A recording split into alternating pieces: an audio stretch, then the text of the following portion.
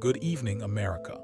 I'm reporting live from the heart of Meridian, Mississippi, where the air is thick with the scent of pine and a newly minted sense of national pride. In the high-stakes, cutthroat world of the music industry, we often see fame arrive as a viral hiccup, a flash of light that fades as quickly as a social media trend. But tonight, we are investigating a seismic shift in the American gospel pop landscape. Roberts, the former physical education teacher known to his students as Coach, has officially been nominated for his first Grammy Award for Still Live. While the machine of Hollywood is scrambling to claim credit for his rise, the unfiltered truth of his reaction is a story of persistence, integrity, and a Mississippi peace that cannot be bought. We've gone under the hood to bring you this 10-point investigative breakdown of how the new King of Soul received the news that changed his life forever. The truth behind Roberts' Grammy reaction is that it didn't begin with a champagne toast or a high-end Hollywood party. It began at approximately 4:00 a.m. in the space and stillness of his Meridian living room. Told me in a magnificent exclusive that he was already awake, engaged in his routine of early morning prayer, when his phone began to vibrate with a shocking intensity. As the notification flashed across the screen, confirming a nomination for Best Gospel Performance Song didn't reach for a camera or a publicist. Instead, he fell to his knees. This wasn't a robotic or processed celebration. It was a moment of deep spiritual gratitude. He described the experience as mind-blowing, a divine redirection that shattered years of industry rejection. For a man who had heard no twice from the idol machine before his 26 million vote victory, this was the ultimate, unfiltered yes. He spent the next hour in silence, watching the sunrise over the Magnolia State, realizing that his spiritual engine had finally carried him to the summit. He told me that sovereignty over his career meant that this moment belonged to God and his community, not a boardroom of negative Nancys. It was a magnificent start to a day that would decode the rest of his life. The unpredictable magic of the nomination for Still Live is inextricably linked to his collaboration with Jonathan. Described this as a divine partnership that was years in the making. During our interview, he revealed that he had always looked up to as a blueprint for integrity in the industry. To have his first Grammy nomination come from a gospel-first collaboration was a full-circle moment that validated his entire artistic identity. Famously stated that his voice was the only one he pictured for the live rendition of the track, and that sandpaper and silk texture is exactly what shattered the Academy's expectations. This nomination decoded a major industry secret. You don't have to water down your church-bred conviction to be universal.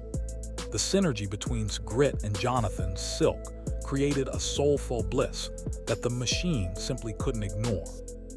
For this wasn't just about a trophy.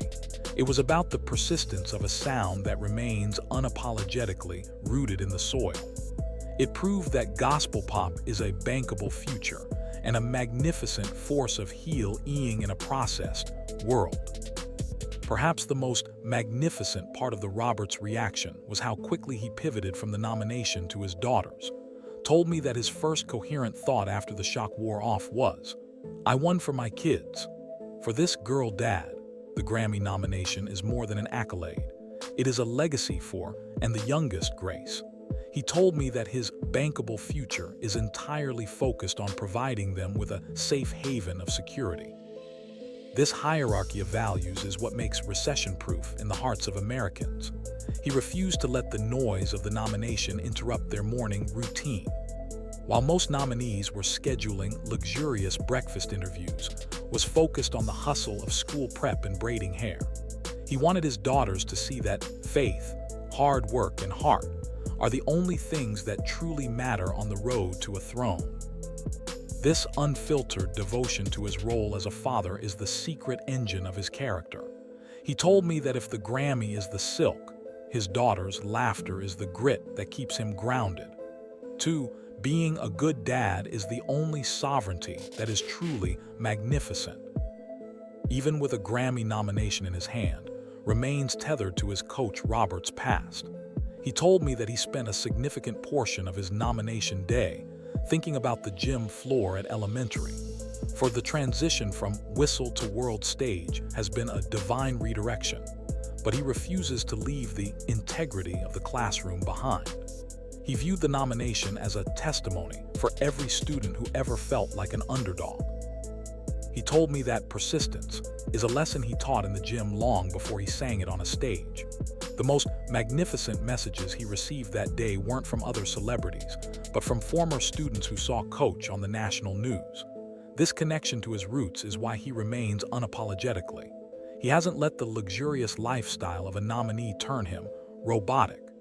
Instead, he uses his digital ministry to insert a sense of hope into the lives of young people. He told me that the whistle in his bag is his divine reminder that he is still a teacher at heart.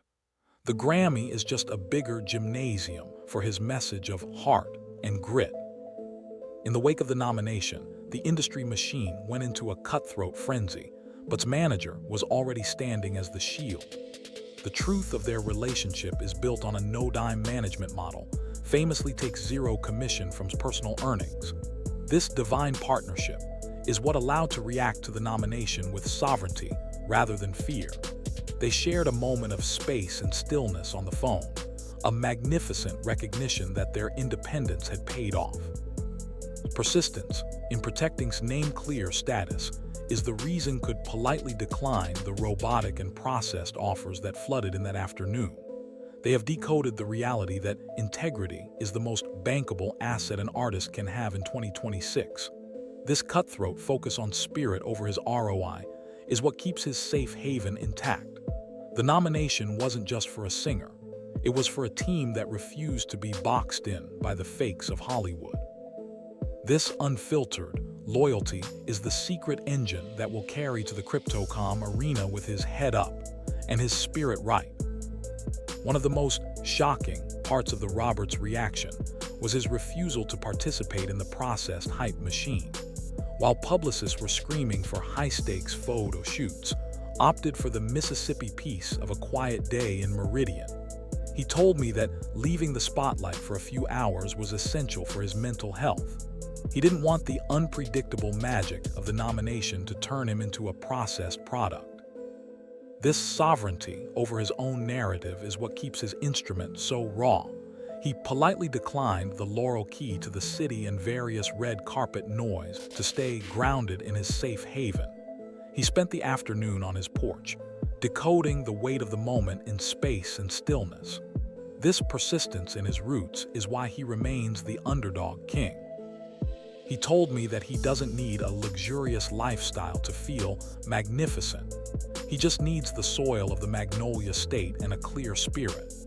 This unfiltered authenticity is his competitive advantage, proving that integrity and heart are the only things that truly matter in the road to the throne. Roberts views his Grammy nomination as a universal victory for everyone who has ever felt shattered by a no.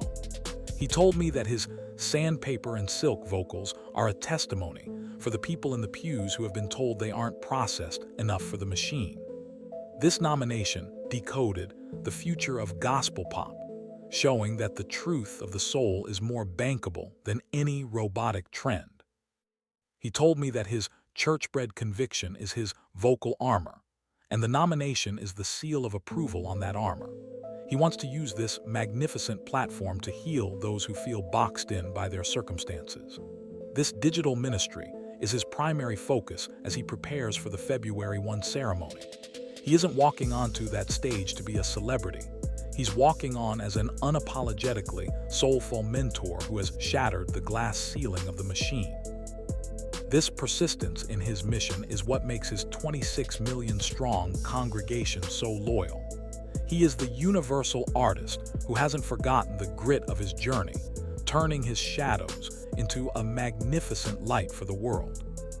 Technically, credits his Mississippi deep breathing for his ability to handle the high-stakes shock of the nomination. As an athlete, he understands that persistence requires a strong physical foundation. He told me that he used his routine of diaphragmatic breathing to stay still when the noise of the media began to eruption. This technique is the secret engine behind his sandpaper and silk power, and it served as his vocal armor during the unpredictable magic of that Tuesday morning. He told me that sovereignty over your breath is the first step towards sovereignty over your career. This unfiltered focus on his craft is why he is currently the most magnificent vocal powerhouse in the country. He has the concept of the superstar, proving that grit and silk are the only blueprint you need. This persistence in his training ensures that he will walk into the Grammys with his head up, ready to deliver a raw and magnificent performance that will shatter the atmosphere of the Crypto.com arena. Even in his hour of magnificent triumph, Roberts remains aware of the negative Nancys and the industry rumors that swirl around any independent star. His reaction to the noise has been one of head-up resilience. He told me that he doesn't have time to decode the jealousy or the fakes of the industry. His spirit is right, and his name is clear, and that is all the ROI he needs. He told me that sovereignty means you don't let the unpredictable magic of others' opinions dictate your routine. He remains still and focused on his digital ministry, refusing to be boxed in by the expectations of the machine. This cutthroat focus on his own integrity is what has shattered every stumbling block in his path. He is the underdog who won the world, and he did it by being unapologetically himself. This persistence in his character is why he is the most magnificent role model of 2026, proving that heart is the only thing that truly matters in the end. Finally, the Roberts reaction concludes with a head-up look toward the February 1 Grammy ceremony. Told me that he isn't walking into that arena to prove anything to the machine. He has already achieved sovereignty by staying still and focused on his Mississippi piece. The nomination itself is the magnificent ROI of a life spent in the shadows, and now he is ready for the light. He told me that his routine for the big night involves prayer, family, and a spiritual recharge in Meridian before he flights right away to Los Angeles. He is walking onto that global stage as the new king of gospel pop, a man of the soil who has decoded the secret to longevity: faith, hard work, and heart. Whether he takes home the trophy or not, he has already shattered the blueprint of what is possible for a coach from Mississippi.